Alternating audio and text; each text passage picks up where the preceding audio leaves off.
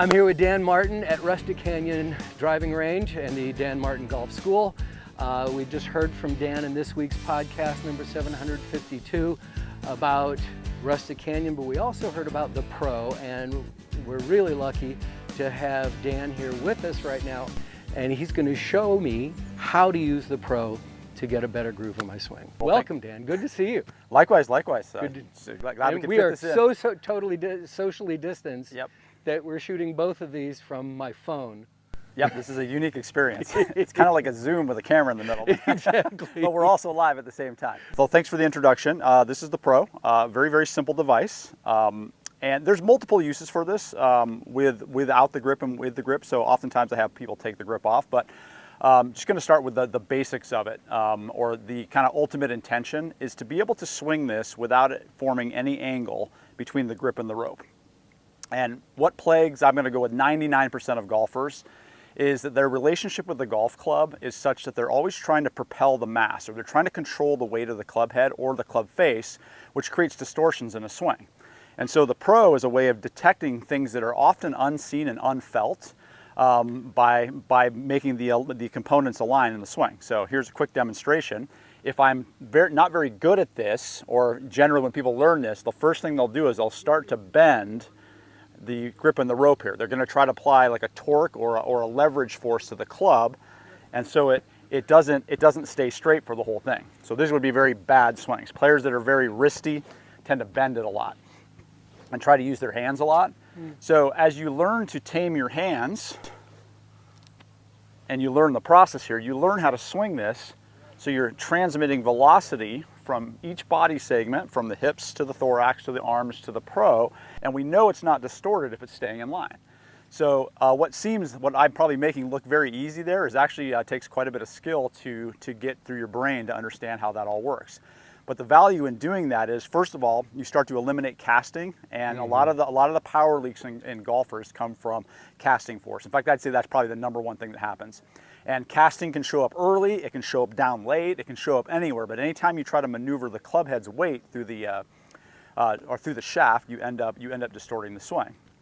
So as you learn how to keep these straight, you start to eliminate casting forces. Now, I'll take it from a down the line view. As I learn to line these up, something wonderful happens, is that the direction of the golf swing also starts to correct itself. So players that tend to go over or way too under, as you learn the sequencing of swinging the Pro, you start to develop a very natural swing path. Not an under, where you're hitting like a push draw, not an over, where you're hitting a big slice, but a nice neutral swing path that delivers a very straight golf shot. All right, let's meet in the middle here. Hand it to me. All right, here you go. Now I have it. All right. So first thing I'll say is don't hold it as lightly as you can. Right. Okay, so just in your fingertips, I want the grip to wobble. It's super sensitive because you can think how light it is. Yeah. So it immediately is going to go, whoa, this is not what I probably expected. I probably expected. Not at all. I expected more weight out of the base here. And so so you need to get it going. So there you go. So you got to make a big full turn to start. So, and one thing you got to get used to, it's okay for your arms to bend a little bit on the top of your swing. So we want to get the Pro all the way on your back, and then before you come through. And so what I'm learning about your swing right out of the get-go is you have a pretty strong pressure against the grip, because I see a massive angle forming right through here. Right through. Yep. Right through there. Yep. Right here. So. Yep. So what I need to do? Let me grab a. I'm going to go out of the shot and grab a Pro so I can demo while we're doing this, since we're doing this kind of remote learning wise. So your swing motion's good. There you go. The trick here is that right here, you're not recognizing that's happening. No.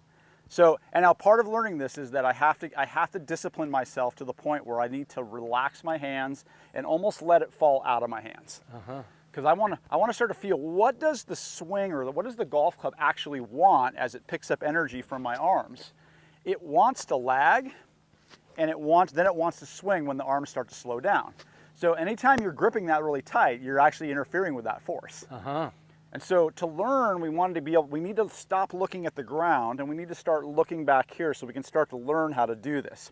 Now, generally, I recommend people learn the Pro without the grip first, so you learn the swinging sensations. But when I get to the top, I need to feel like when I come from the top of the swing, I'm gonna drop I wanna feel like I'm rotating my arms with my wrist staying as limp as possible. If a golf club is gonna swing, your hands swing at the exact same rate of pace, or they swing proportional to the club. If you're maneuvering the hands, your hands aren't doing something that's proportional to the club head, which means you have a distorted swing. Rigidity hides that, and our muscles can kind of compensate for that. So the rhythm goes back, is I almost want you to lay the grip down on your back a little bit more. There you go, good. And then as you come around, my wrists are as limp as possible. So it feels like my arms shoot away from me a little more. So that's kind of pulling down on it. So we got some work to do with you. That's why we're here. Yep. So to learn, you can't look down. The error isn't going to be felt, it's going to be seen. So if you can, so when I get to the top here, I want to watch this first movement down. I'm not looking down here where it's going to go. I don't even care. I want to see what's happening off the top of the swing. Better. Good. Now let the grip fall all the way down your back. There. That's going to be your starting point to learn how to actually sequence a swing, okay? But it has to be done in a little bit of rhythm. Better. That was good. It keeps wrapping around my face. Luckily, it is light. Yep. There you go. Nothing else. You're going to be nice and loose for your round of golf. So. Well, I did a half hour of yoga before this morning too. So. He's ready. He's ready to roll. Yeah, I am. So you're like most golfers, is that you actually don't understand how much your hands are actually trying to do something. Absolutely. And it's super sensitive. I mean, it kind of goes back to clearly having video of you doing this, and if you do it in slow-mo, is really going to be helpful. Yes. Yeah. So you need to check in with yourself. So the way to learn it is either you got to learn to look back and watch, or just get in front of a mirror. And so a mirror helps you a lot, because then you can actually kind of see what's happening. But most players don't really understand how they actually transmit energy in their body. And so this is a vehicle of finding sequencing, and kind of I'd say like in a outside in way, as opposed to thinking, okay, well, I got to move my hips, I got to move my shoulders, I got to do these things in a sequence. Actually, if I can start to learn what the golf club wants, the body tends to respond.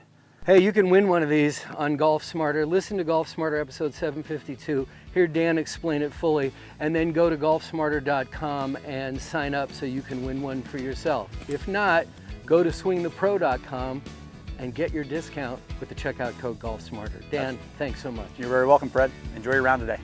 Click on the link below to subscribe to our free weekly interviews on the Golf Smarter podcast at golfsmarter.com.